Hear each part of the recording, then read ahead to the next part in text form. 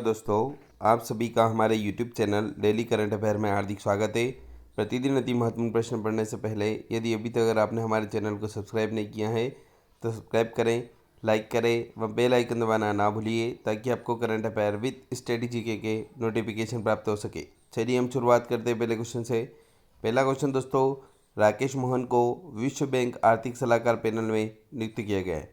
दोस्तों, अभी विश्व बैंक समूह ने भारतीय रिजर्व बैंक के पूर्व डिप्टी गवर्नर राकेश मोहन को अपने आर्थिक सलाहकार पैनल के सदस्य के रूप में नियुक्त किया है।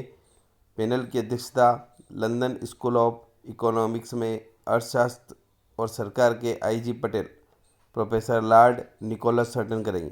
दोस्तों, विश्व बैंक का मुख्यालय एग्जाम में बहुत बार आ चुका है। विश्व बैंक का जो मुख्यालय है वाशिंगटन डीसी, अमेरिका। विश्व बैंक की जो स्थापना हुई है वह जुलाई 1944 ब्रेटन वुड्स, न्यू हैम्पशायर और संयुक्त राज्य अमेरिका।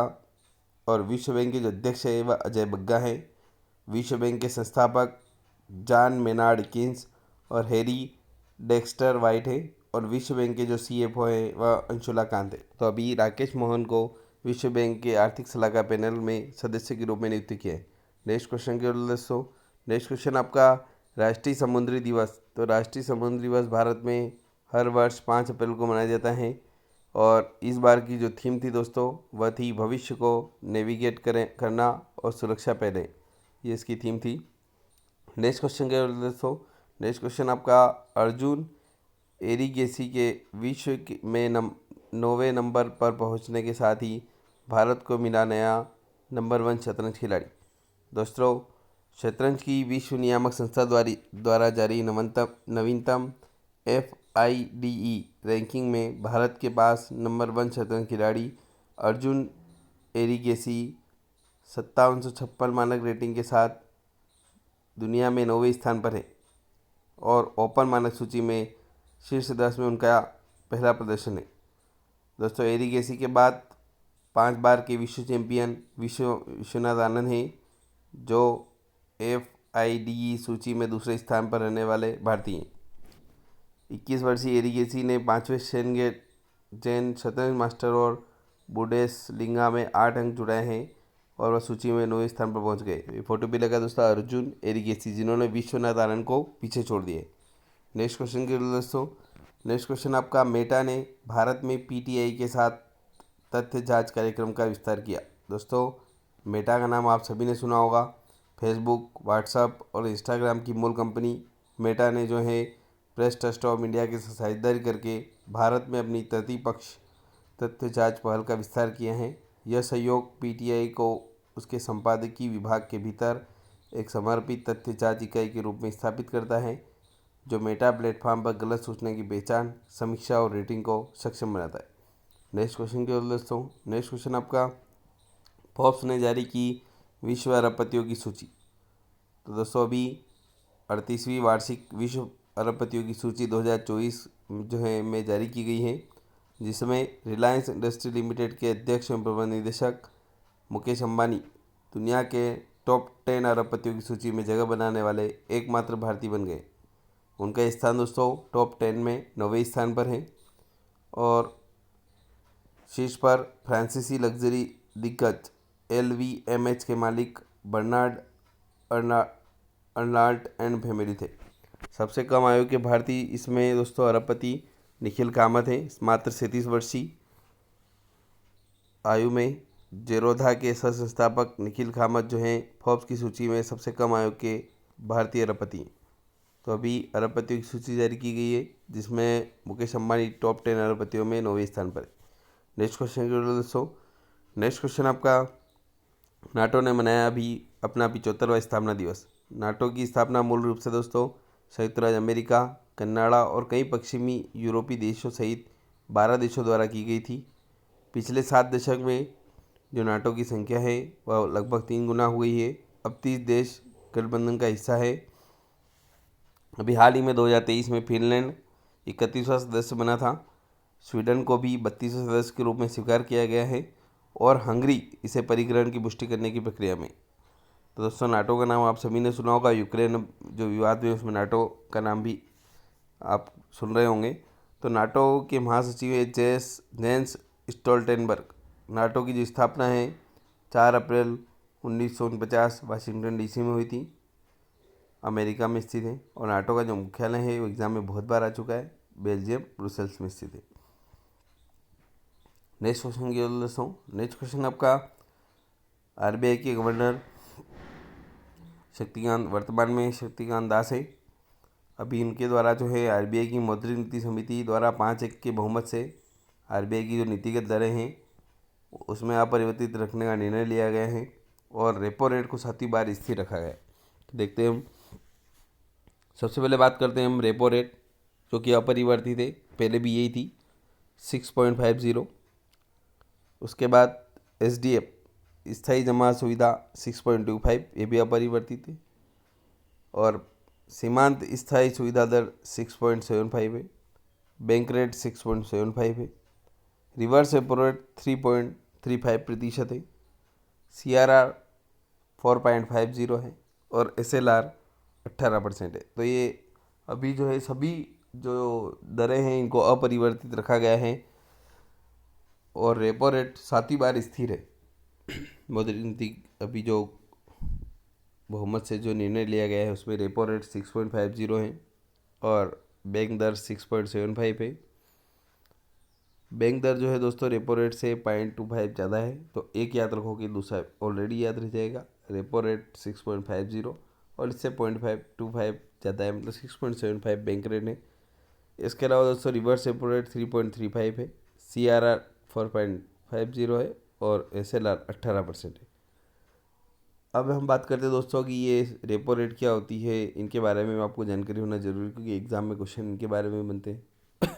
सबसे पहले बात करते हैं हम दोस्तों, इसके अंदर फाइन ट्यूनिंग ऑपरेशन क्या होता है ये आपको पता होना जरूरी। देखते हैं इसका मतलब क्या होता है दोस्तों। फाइन ट्यूनिंग ऑपरेशन आरक्षित रखरखाव अवधि के दौरान किसी अप्रत्याशित तरलता परिवर्तन से निपटने के लिए मुख्य तरलता ऑपरेशन को रात भर या लंबी अवधि के फाइन ट्यूनिंग संचालन द्वारा समर्थित किया जाता है। इसके अलावा यदि आवश्यक हो तो रिजर्व बैंक 14 दिन से अधिक की दीर्घकालीन परिवर्तित रेपो या रिवर्स रेपो नीलामी आयोजित करता है। ये होता है दोस्तों फाइन ट्यूनिंग ऑपरेशन। अब बात करते हैं दोस्तों रिवर्स रेपो रेट, वह ब्याज दर जिस पर आरबीआई एलएएफ के तहत पात्र सरकारी प्रतिभूतियों की सपार्षरिक के विरुद्ध बैंकों से तरलता अवशोषित करता है। मतलब सीधी सी बात है, इसका एक ही लाइन में मतलब ये है कि जिस बैंक दर पर आरबीआई बैंकों से पैसा उधार लेता है वह होती है रिवर्स रेपो रेट। अब बात करते हैं दोस्तों बैंक दर। बैंक दर दोस्तों रिजर्व बैंक विनिमय बिल अन्य वाणिज्यिक पत्रों को खरीदने या फिर से छूट देने के लिए तैयार होता है। बैंक दर बैंकों पर उनकी आरक्षित आवश्यकताओं, नगद आरक्षित अनुपात, वैधानिक तरलता अनुपात को पूरा करने में कमी के लिए लगाई जाने वाली दंडात्मक रूप से कार्य करती है। बैंक दर आरबीआई अधिनियम 1934 की धारा 49 के तहत प्रकाशित की जाती है और इस दर को एमएसएफ दर के साथ संरेखित किया जाता है। और जब भी एमएसएफ दर पॉलिसी रेपो दर से बदलाव के साथ बदलती है तो स्वचालित रूप से बदल जाती है। तो दोस्तों ये होती है बैंक दर, मतलब जब भी एमएसएफ दर के साथ ये संरेखित होती है, जब भी एमएसएफ दर पॉलिसी रेपो दर से बदलाव के साथ बदलती है वह स्वचालित रूप से बदल जाती है। अब बात करते हैं दोस्तों हम तरलता समायोजन सुविधा एलएएफ आरबीआई के संचालन को संदर्भित करता है, जिसके माध्यम से वह बैंकिंग प्रणाली में तरलता इंजेक्ट अवशोषित करता है। इसमें ओवरनाइट के साथ साथ टर्म रेपो या रिवर्स रेपो, एसडीएफ, एसएसएफ शामिल है। अब बात करते हैं दोस्तों मुख्य, इसमें से है दोस्तों बहुत सारी है जो हमको, ये एलएलएफ कॉरिडोर भी है, मुख्य तरलता प्रबंधन, नगद आरक्षण अनुपात, सीआरआर हम बात करते हैं क्योंकि एग्ज़ाम में एमएसएफ भी एग्ज़ाम में पूछी जाती है। ये क्या होती है इसके बारे में बात करते हैं दोस्तों। एमएसएफ जो है यह जो है एलएएफ कॉरिडोर की ऊपरी सीमा के रूप में सीमांत स्थायी सुविधा दर और निचले सीमा के रूप में स्थायी जमा सुविधा दर है। ये गलियारे के बीच में पॉलिसी रेपो दर है। अब बात करते हैं दोस्तों सीआरआर। सीआरआर का मतलब होता है मुख्य तरलता प्रबंधन उपकरण, नगद आरक्षित अनुपात रखरखाव चक्र के साथ मेल खाने के लिए आयोजित परिवर्तनीय दर पर 44 दिवसीय टर्म रेपो या रिवर्स रेपो नीलामी संचालन आवश्यकताओं के प्रबंधन के लिए मुख्य तरलता प्रबंधन उपकरण।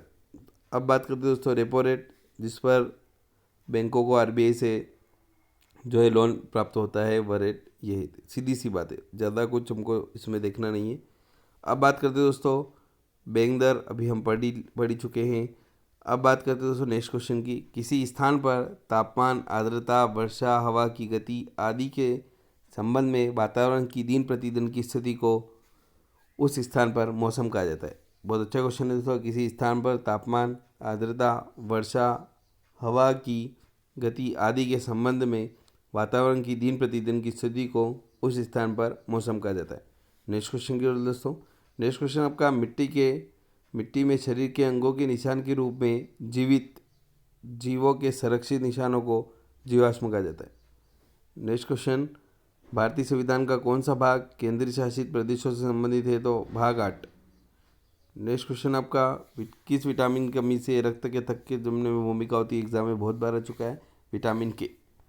नेक्स्ट, मिट्टी में वह जल जो पौधों की जड़ों को आसानी से उपलब्ध हो जाता है उसे केशिका जल कहा जाता है। नेक्स्ट क्वेश्चन आपका, भारत का संविधान नागरिकों को प्रस्तावना के द्वारा आर्थिक न्याय का आश्वासन देता है। नेक्स्ट क्वेश्चन आपका, स्वतंत्र रूप से गिरते हुए पिंड की गति समान रूप से त्वरित गति का एक उदाहरण है। नेक्स्ट क्वेश्चन, अशोक ने अपने पुत्र महेंद्र को बौद्ध मशीनरी के रूप में कहाँ भेजा था? तो श्रीलंका और सिलोन जिसे कहा जाता है। नेक्स्ट क्वेश्चन आपका, महाभाष्य पतंजलि के लेखक कौन है? तो पुष्पमित्र शुंग जो है महाभाष्य पतंजलि के लेखक पुष्पमित्र शुंग के समकालीन थे। नेक्स्ट क्वेश्चन, किसे भारत का नेपोलियन कहा जाता है? तो समुद्रगुप्त, इसे भारत के नेपोलियन के रूप में जाना जाता है। यदि अभी तक अगर आपने हमारे चैनल को सब्सक्राइब नहीं किए हैं, सब्सक्राइब करें, लाइक करें एवं बेल आइकन दबाना ना भूलिए, ताकि आपको current affair with study GK के नोटिफिकेशन प्राप्त हो सके। Thank you.